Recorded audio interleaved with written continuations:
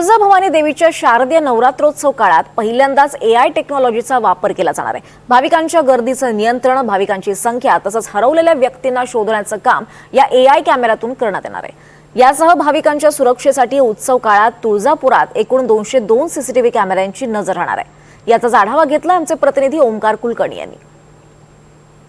महाराष्ट्राची कुलस्वामिनी आई तुळजाभवानी देवीच्या शारदीय नवरात्रोत्सवाला 22 सप्टेंबर पासून सुरुवात होत आहे। या काळात मोठ्या प्रमाणात भाविक जे आहेत ते तुळजापुरात दाखल होत असतात। त्यांच्यासाठी मोठी तयारी जी आहे ती आता तुळजापुरात करण्यात येते। यंदा जर पाहिलं तर यात्रोत्सवामध्ये एआय कॅमेराचा वापर केला जाणार आहे। यात्रा म्हणलं की मोठ्या प्रमाणात भाविक जे असतात ते लहान मुलं असतील ते चुकण्याचं प्रमाण मोठ्या प्रमाणात असतं आणि ते हरवलेल्या व्यक्ती ज्या आहेत त्या शोधण्याचं काम जे आहे ते या एआय कॅमेऱ्याच्या माध्यमातून केलं जाणार आहे। त्याचबरोबर जर पाहिलं तर भाविक नेमकं किती दाखल झालेत याची आकडेवारी सुद्धा आपल्याला या एआय कॅमेऱ्याच्या माध्यमातून मिळणार आहे। या कॅमेरा सेटअपचं जे कोणी व्यवस्थापन पाहत आहेत ते आपल्यासोबत आहेत।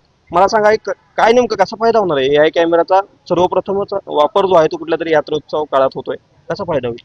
याच्यामध्ये आम्ही एआय मध्ये फेस रिकग्निशन, पीपल्स काउंट आणि क्राऊड मॅनेजमेंट हे 3 फंक्शन यूज करणार आहेत। याच्यामध्ये फेस रिकग्निशन मध्ये एखादा व्यक्ती हरवला त्या व्यक्तीचा फक्त एक फोटोनं त्या व्यक्तीला ट्रॅक करण्यात मदत करण्यात येईल। दुसरी गोष्ट पीपल्स काउंट म्हणजे किती भाविक पूर्ण यात्रा काळामध्ये शहरामध्ये दाखल झाले दर्शनाकरिता ह्याचा एक आपल्याकडे एक आकडा राहील। आणि तिसरं म्हणजे क्राऊड मॅनेजमेंट, समजा एखाद्या ठिकाणी किती लोक जमा होऊ द्यायचे हे त्याच्यामध्ये ठराविकला आपल्याला ते डिसाईड करता येईल। अशा प्रकारे एआयचा आम्ही वापरायचा विचार अजून चालू आहे याच्यामध्ये। आता कुठे कुठं कॅमेरे नेमकं सेटअप करण्यात येणार आहेत? काय नेमकं आता लोकेशन्स असणार आहेत कॅमेरे? दर्शन मंडप मध्ये एआय कॅमेरे असतील, मंदिरमध्ये एआय कॅमेरे असतील आणि पूर्ण शहरामध्ये जवळपास आपण सुरक्षेच्या दृष्टीने 102 कॅमेरे लावले। त्याचं पूर्ण कंट्रोलिंग हे पोलीस संकुल येथे असणार आहे आणि तिथून सगळं लाईव्ह ब्रॉडकास्टिंग सगळ्या ठिकाणी आम्हाला बघता येणार आहे पूर्ण। नक्की जर पाहिलं तर मोठ्या प्रमाणात हे जे एआय कॅमेरे लावलेले आहेत त्याचा फायदा होणार आहे।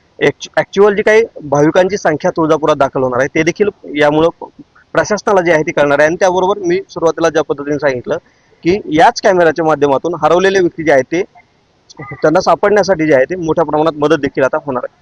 ओंकार कुलकर्णी, एनडीटीव्ही मराठी, धाराशिव।